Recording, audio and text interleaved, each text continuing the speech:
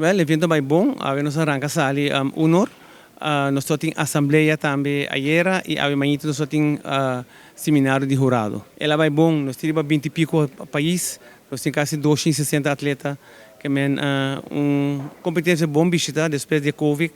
Ela slow down, pero vou visitar tu gente que vem a Aruba, so Nansako, Aruba sempre organizar bom campeonato. Não, amanhã também nós temos, que amanhã tem 8 nós começamos com algo que chama Fitness Challenge, é algo de CrossFit, que é 8 de lá no parque spot. Depois disso, nós começamos com o campeonato que dá.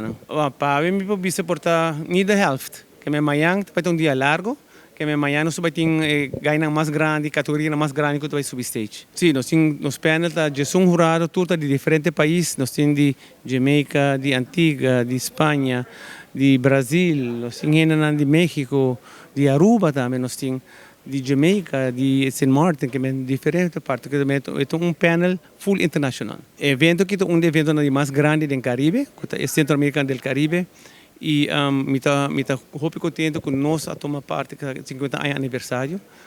2005 nós temos 2010 e outra 2023. Que me pode para outro ano vai estar na Guiana, mas já acaba, me não está presidente mais do Caribe, mas toma distância ayer.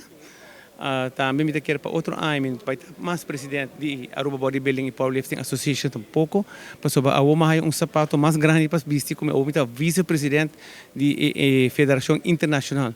A vai trabalhar direto mundial, tu caminha, vai estar.